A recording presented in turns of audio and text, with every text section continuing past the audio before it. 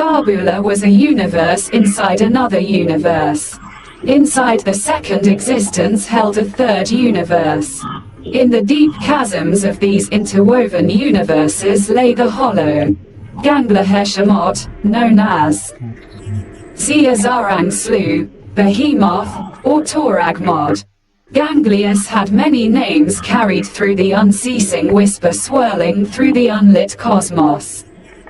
These names are forgotten or hidden, and only keepers of secret knowledge and secret initiates keep this prohibition under seal.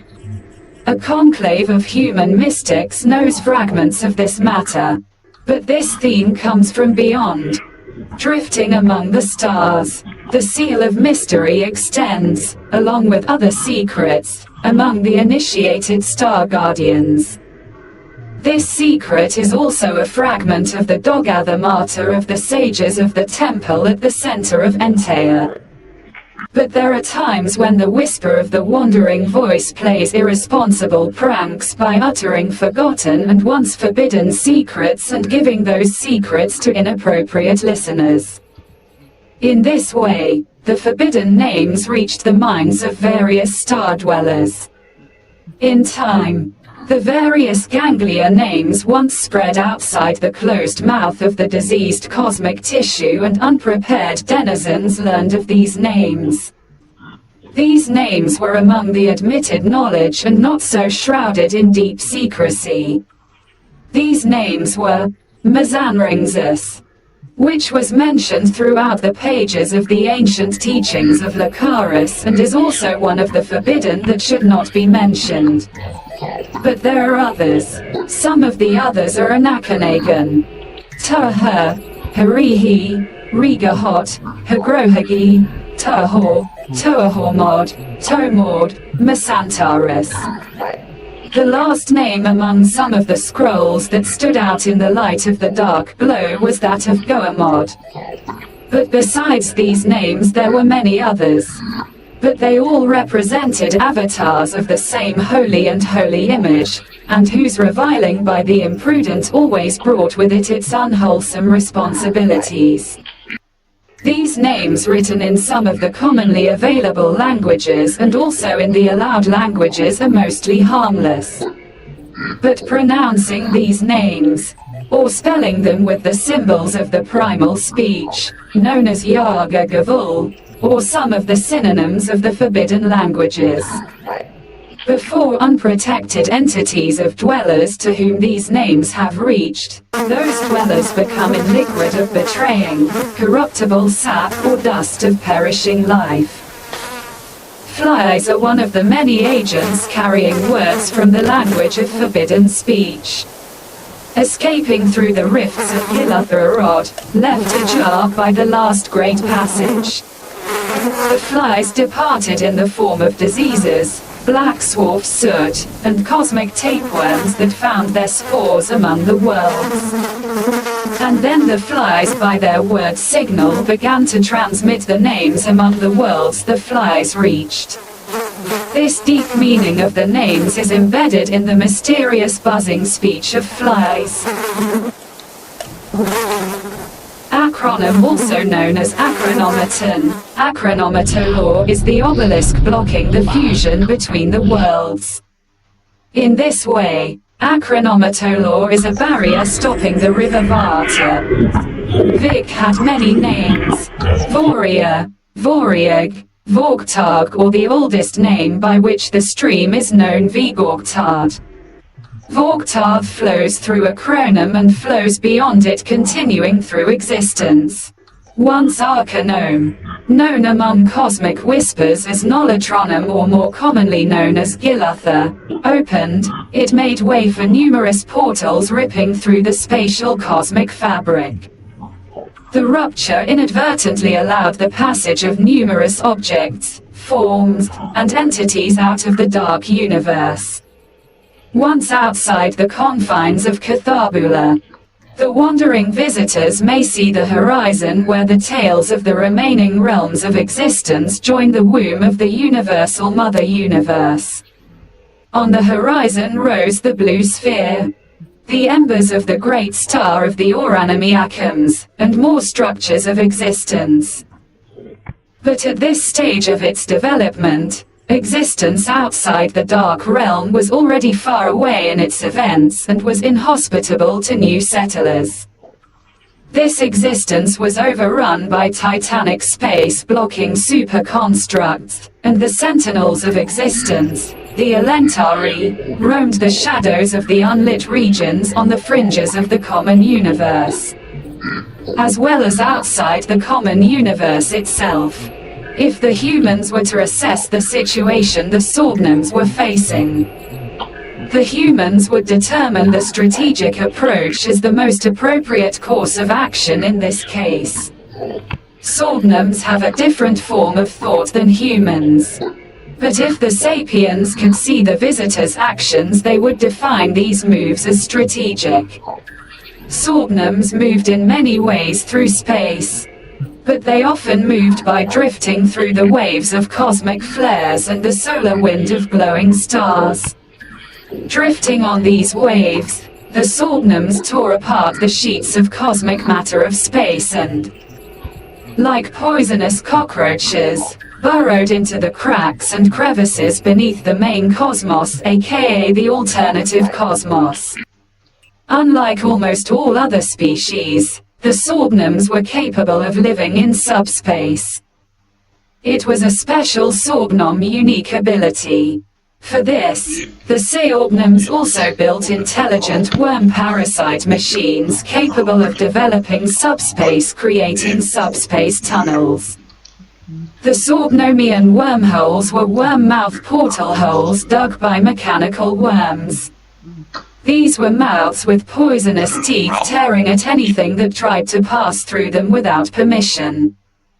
These wormholes allow only Soarbnom objects to pass through, and objects that only Soarbnoms would allow to pass through. Inside these subspace machines and these mechanical tunnels and metal throats were incubator structures.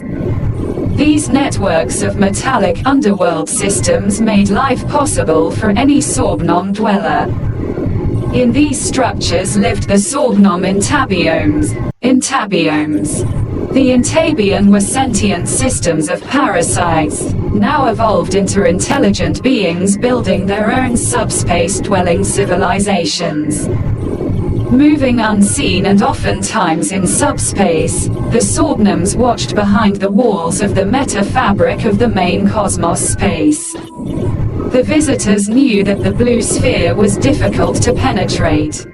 Also that the blue sphere was unfriendly and unwilling to host the Soarbnom colonies of refugees and immigrants because the blue sphere was vigilant and watched for outside intruders. The blue sphere was completed by the Titans. Some time ago, not too long ago, the Titans completed the blue matter that they had created a long time ago, millions of years, from an ignited charge of cooling stellar matter and light. Such circulars the Titans created in many places in the void. And later the Titans returned driven by their need to push this membrane into a particular stimulated formation. Then the Titans built the huge organism machines in the center of which they placed a titanically huge mechanical obelisk pillar. A backbone called V.o.o.R.B, Ogolo, being the backbone of the blue sphere, and around this backbone they began a coil of blue matter which later became the basis for the blue sphere. In their cybernetoid books, the Hernia and a Cocoon books, the visitors charted in chronicles of the worlds describing the alternative systems as well. The alternative worlds are abbreviations of the ACs of the Human Astronomical Administration of the Tetraplogists or Exotomorphologists. Human astrologers defined Aus most often as planets, worlds, and called them exotomes or alternative world forms. These are worlds of cubes or other geometrically similar shapes, or worlds with warped structure. Worlds made of radiant matter and every other extraordinary origin and variety of alternative matter. Some have speculated that these worlds and systems were the first cosmic forms of solid matter to appear even before the cosmos possessed gravitational forces. Many of the alternative systems were unstable and therefore shunned by most star dwellers. This made alternative systems favored by centipede Soarbnoms. Most of the alternative systems were not solar systems. These were systems of bonded existence caused as a result of anomalies. Often these were systems of ice giants controlling gravity and light at the center of the system. But not rare were the cases in which these were systems of rocks wrapped around thermal stars, and these rocks enveloped the star in the center of the system like a titanic arm of a great rocky titan. It was similar to some systems back in the worm universe, where cockroaches and monster stars ruled among the sores and bowels of that system. Much like what the unnoticed did by building their bioorganic worlds out of bonded tissue, membranes reinforced by a strong bone armature. These worlds were linked in an interplanetary biosynaptic link of bridges between the worlds unnoticed conquered, entwining the planets in offal, guts and tissues of imperishable organics. The alternative bioorganic worlds of the unnoticed were also included by the sapiens as alternative worlds. But once Soarbnom escaped from V.o.o.R.B visitor, the Dark Deacon, the destroyer of civilizations, the creator of new civilizations, the bearer of the forgotten meaning, Soarbnoms scattered among all the existences they could survive and adapt to. The Soarbnoms also sought to avoid another danger swirling among the stars known as V.o.o.R.'s ancient crown of terror.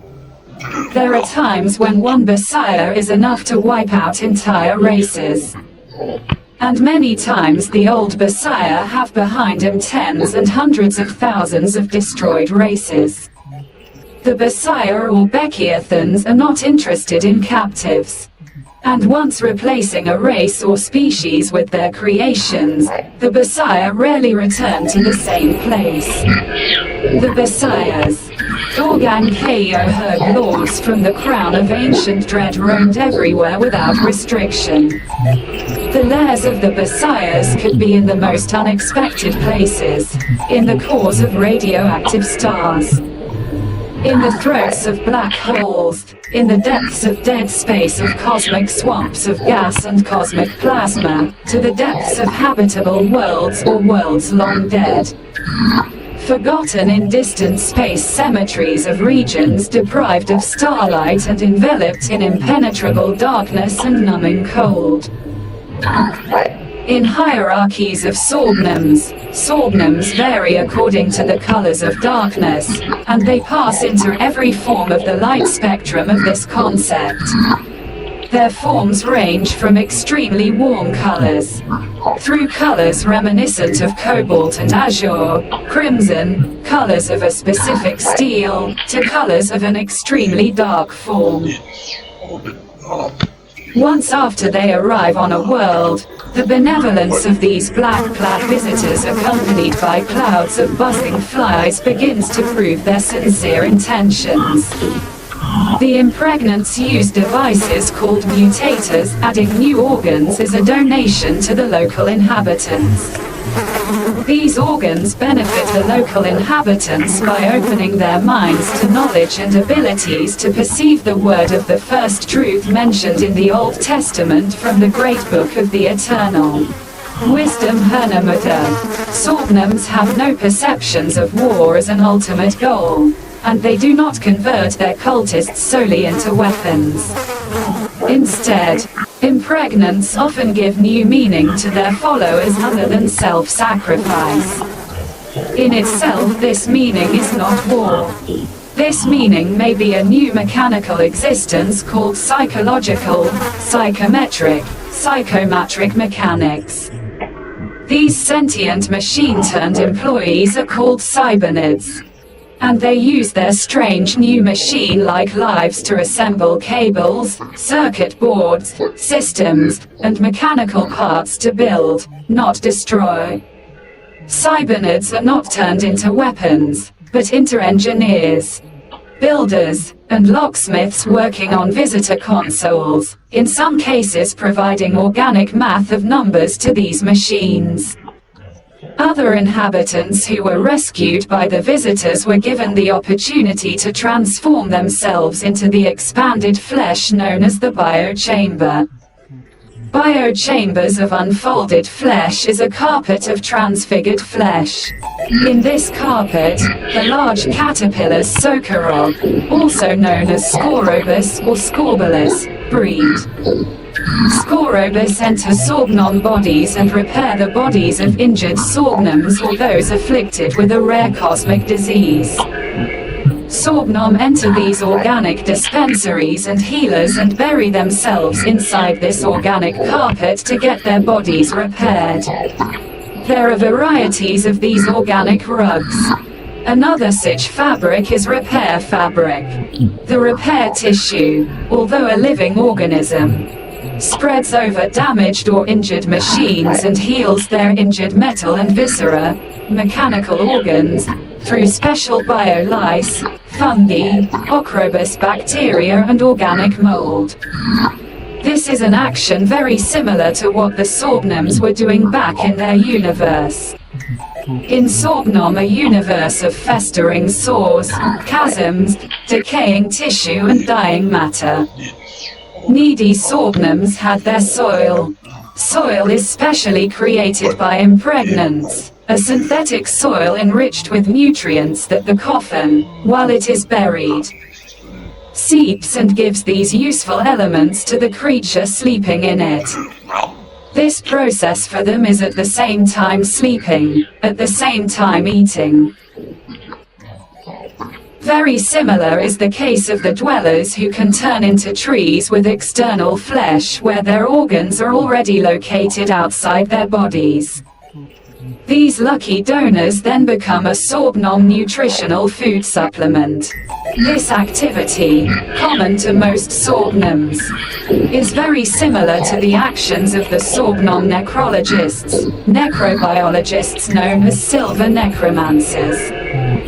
These silver-robed Soarbnom witch necromancers have a magic scepter and a magic book whose name is V.o.o.r.B, and their scepters are Gahuslush. Gaslush or Gashao is a universal item specific to any Soarbnom caster, while the book is an organ pulsing in time with the adept's body, giving him magical juices, strength, magical nervous system, magical tissue and various power elements. The same cannot be said to happen with non-Soarbnomic entities. A silver mage of black magic matter was genetically stimulated by the growing vibration of magic fueling the hybrid part of the mage's body, and he grew to the size of a small human apartment block. Within his body he became a body of mixed nature that could not be categorically determined. The necro book is placed on the head of the cultist seeking knowledge.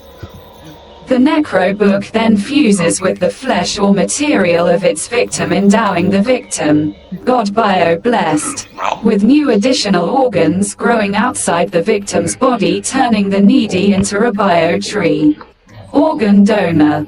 If necessary, the Soarbnoma tears itself from the organs and swallows them.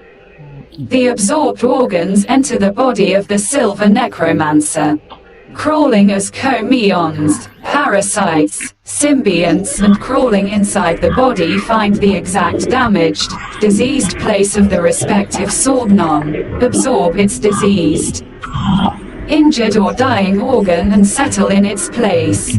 These Soarbnoms regurgitate their saliva, turning, by solidifying, that saliva into a special eye, Soarbnom sapphire, hernia, chromatome.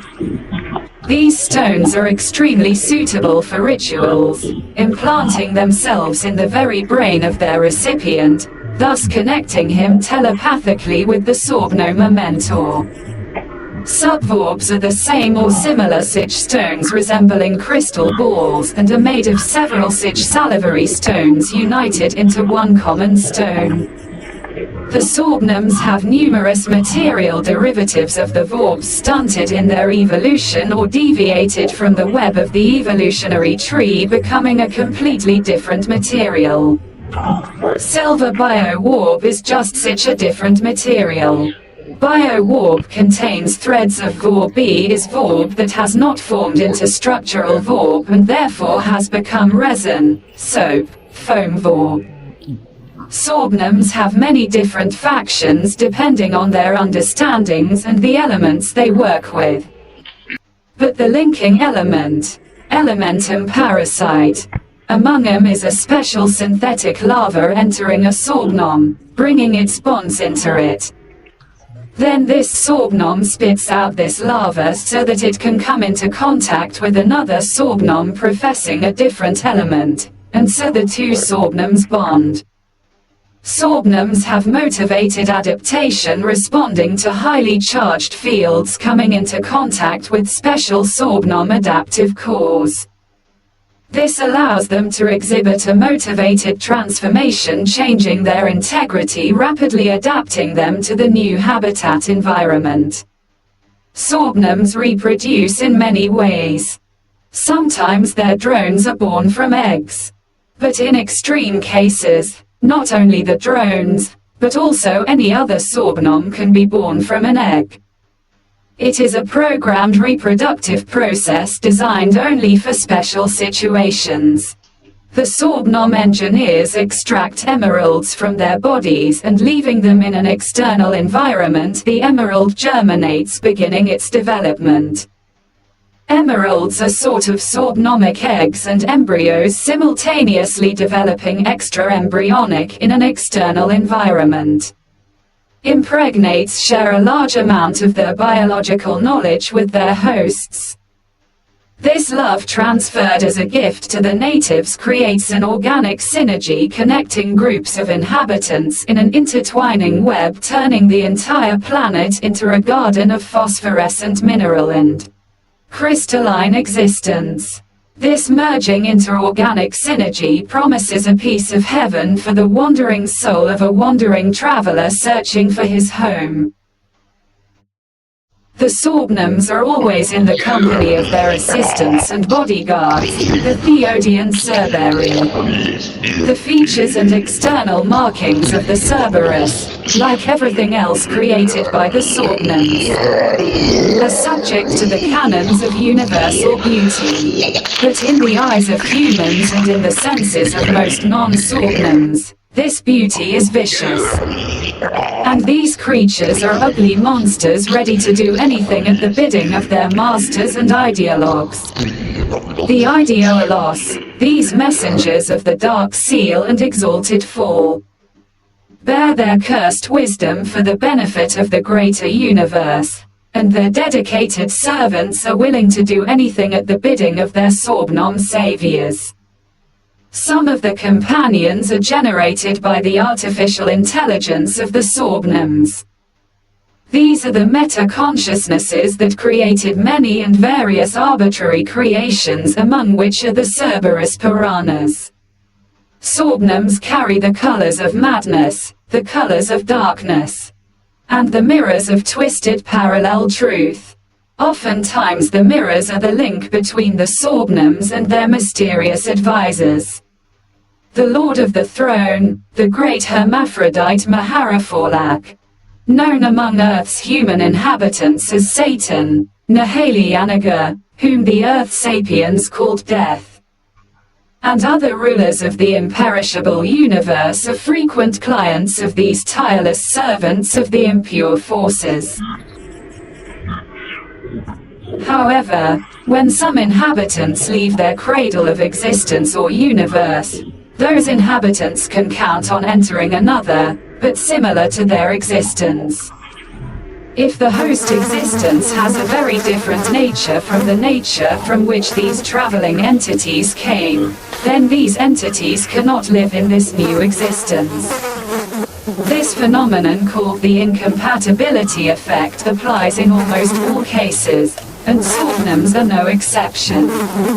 Once in the common universe, the mother universe, its nature is very different from that of the Soarbnoms, and then the impregnants begin their incompatibility decay. Despite their resilience devoid of the need for will, Soarbnoms always know what to do. Once they leave the womb of a dark universe and enter another existence, for them it is the beginning of different kinds of challenges.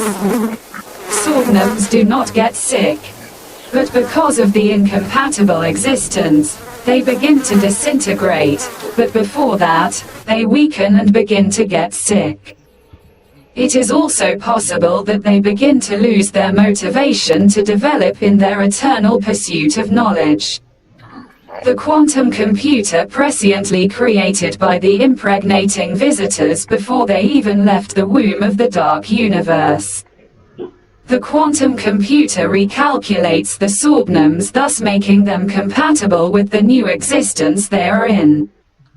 The quantum computer was premeditatedly created by the Soarbnoms to prevent the lack of motivation for development, and because of this the race would fall behind, deprived of its artificial motivation, inevitably becoming prey for other forces. Soarbnoms, occult flying saucers, are another Soarbnom disintegration prevention. Occult flying saucers are chambers storing Soarbnom life. These screaming ships are chambers in which impregnants hibernate for millennia, sometimes even millions of years. These are sarcophagi and coffin tombs for a long lethargy. These occult flying saucers are cleverly depicted in the protective symbols of a number of black occult arts, guarding the accursed chariots of death and decay from enemy fire. These dark ships are an emanation of conscious life, expressed by the mechanical beginning of existence, and although they are machines, they remain responsible to their master, putting the full focus of their minds into every single mission assigned to them. Racing at furious speed through space, the cursed ships sow curses and threats against their enemies. Tearing apart the fabric of space with their unrelenting fury, these chariots spew the flames of the very furnaces of hell. These technologies are made from the thinking material lecloncronid, aka leclonchronium, or also called xyleclonid, spreading its pores to migrate from place to place, seeding growing metallic rocks and structures with a peculiar and strange characteristic. This is a special Soarbnon-eating material. This material is able to digest other matter, transforming them into a part of itself, thus supporting its own growth. This material shelters the poisonous flies that nest in it, but it also harbors the larvae of technological repair flies and repair parasites. Once these predator ships release the poisonous nervous system routing into their victims' systems, the ship releases its poisonous mercury, infecting the victim machine's onboard systems. The material itself is not guided by its will, but is stimulated by the nervous system of Soarbnom living mechanical intelligence housed in it. This material is known as the Soarbnom whispering material, contacting the subconscious and the very essence of everything conscious, quite sincerely challenging the foundations of the beliefs of its ideological opponent. Made of this material, the thinking ships of the Soarbnoms are self-healing. But in cases where they are more severely damaged, these ships take components from each other: chips, alloy, material and any other items including V.o.o.R.B wires. Sometimes in order to survive, these ships also unite. This process is called the Screaming Terror mechanical synergy. These aggressively belligerent ships are the mechanical berserkers of the Soarbnom forces. The snarling ships are equipped with steaming blades. These mechanized predators, warrior killers. cut into enemy forces, whether they are buildings, ships or any combat units or installations, vaporizing their integrity and getting inside them. Once inside an opponent's body, giant spaceships, massive machines, buildings or facilities, the Predator ships begin to tear the insides of their enemies apart. Once they reach internal enemy systems, the Vulture machines begin to manifest their parasitic nature, attaching to the internal body of the larger enemy ships. The Blood Death chariots begin to feed on the internal systems of the enemy ships. This helps the blood ships collect material for their self-reproduction, as these machines can infect the internal systems of enemy installations with their V.o.o.R.B synapse. V.o.o.R.B synapsis combined with lyclonidud forms a new mechanical organism called V.o.o.R.B or V.o.o.R.bium. The V.o.o.R.B is highly contagious, infecting both biological forms and synthetic or mechanical forms, taking over machines with the computer virus of its conquering consciousness. Even when heavily wounded, these ships remain menacingly combat capable. Their anger and intransigence often leave their enemies in despair. The screams of the cursing ships have a devastating effect on many star dwellers. These screams are vapors of light and specific sounds admitted to the secret symphony of a specific frequency. These nightmare frequencies drive the unprepared and unprotected mind mad. Sapiens are particularly susceptible at the shrieks and nightmarish screams of the vulture chariots. Unprepared humans meet their end enveloped in nightmarish visions of colors and symphony of darkness brought from the worlds from beyond, full of abysses and alternative matter of perpetual decay. The loyalty of the Rumble ships, these berserkers and Valkyries of the dark forces, knows no bounds, and their sacrifice and dedication are limitless. The mighty Growler ships are linked to the Masters by carrying their plasma and building material into their systems, which, like the Growler ships themselves, know no bounds in their pursuits. In order for scavenger ships, these metal cannibals, to function, they need to satisfy their insatiable hunger by consuming alloy, metal waste, but also bioenergy and the decaying biomass of smoldering flesh. Into the piles of decay, the Soarbnoms insert their V.o.o.R.Bs. They let their cybernetic worms burrow into the rot long enough for them to begin multiplying and self-reproducing, releasing in the process additional larvae of a special species of poisonous flies that they carry in their biological containers implanted inside metal pockets specially constructed by the Soarbnom engineers. The gases released during the decomposition are absorbed and processed by the esoteric Soarbnom technologies, with the constant help of the flies, being allocated to the needs of the sense. Soarbnoms have many varieties, but the small, hunched walking anthropomorphs are distinguished from other minions by not using brute force. They prefer the terror caused by corrupt technology. These are technologies symbol of plague technology, corruption technology or technological organisms also known as Kahash. Kahash known as insidious technologies or technologies of decay. This species of Soarbnoms is known as Tate and moves mostly in the shadows. Tate or Grammeli, Grammels, like all Soarbnoms, have skills common to all Soarbnoms. But the Grammels themselves are focused on repairing the damaged Soarbnom metabonetics technologies and constructions. Depending on their specificity, there are types of Grammeli. Some of these hard-working mechanics while others are biologists. Grammeli Yaga are used for the rituals of the Soarbnoms, due to exposure to too many Mechronas during rituals. The Yagra have evolved into Mekrana slime. If Homo sapiens were to go through Soarbnom occult training, Mekrana would be explained to humans as synonymous with human notions of magic. Mekrana is a substance of ether in a state of decay or transient matter. In this state, the ether is collected in the mercury of a controlled plasma. So Soarbnoms don't know magic in the sense that humans know it. Soarbnomx magic is a form of matter, light, sound and vibration of altered structure and form. And sometimes this matter is guided by controlled mathematics. After leaving Catharbula and Ganglius and passing through Giluther, the Soarbnoms were in great need of Grameli's intervention.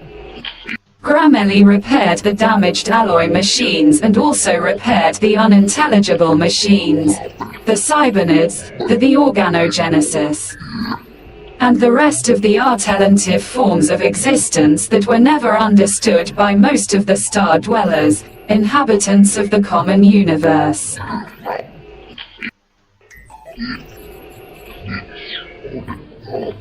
In their difficult existence through survival in the common universe, the Soarbnoms needed their full arsenal. The Soarbnoms have a limitless arsenal of technologies of corruption and deadly disease as well as unhealthy existence.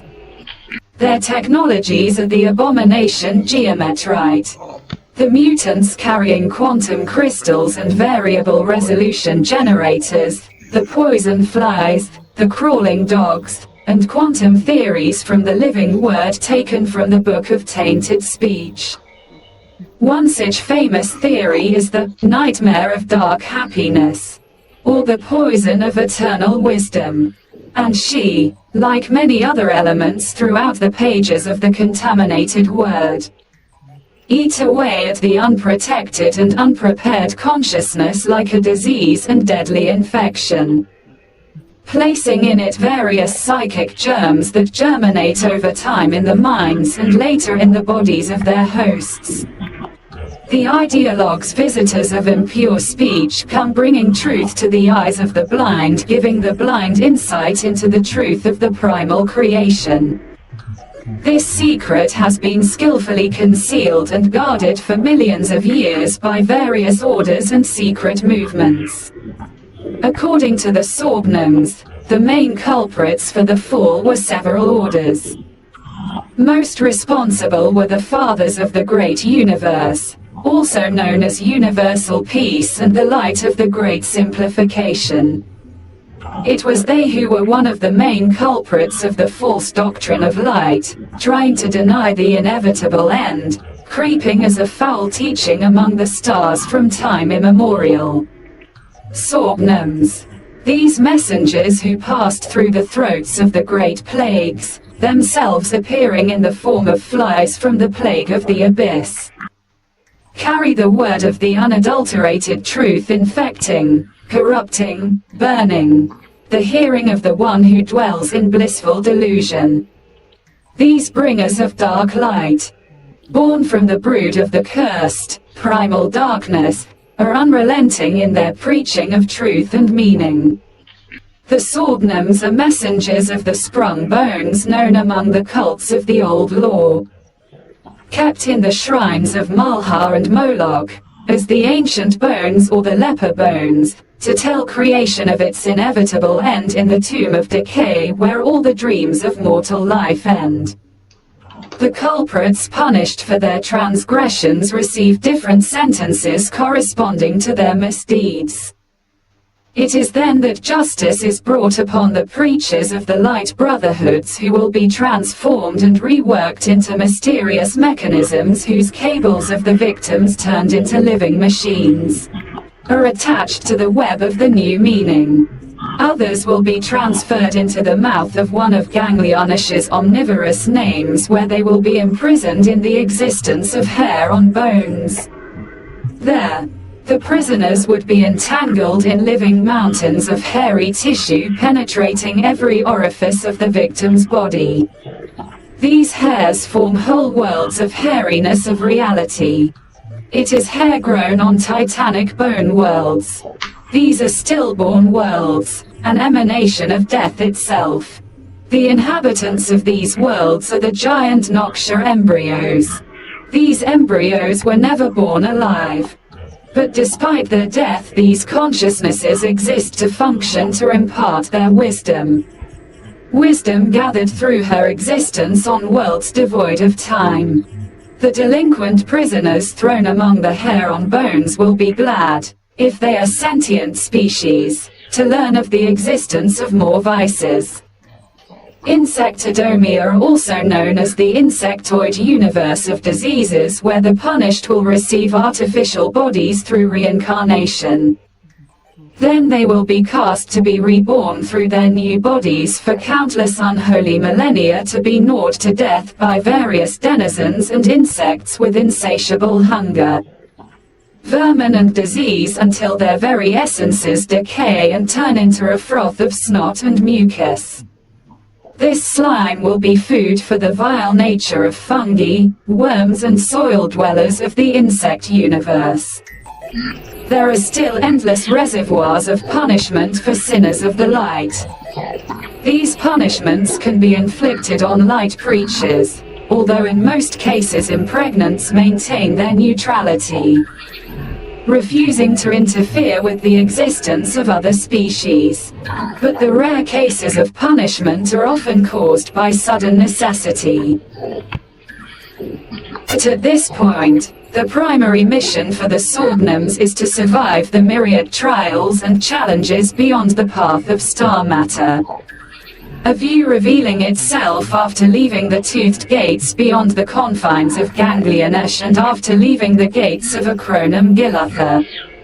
Trials of multiple existences impregnants have fallen into. But also trials of the Milky Way at the core of the universal universe. The universe that holds in its embrace Milky Way, a universe that humans call their home, is the last hope for the survival of the Soarbnoms.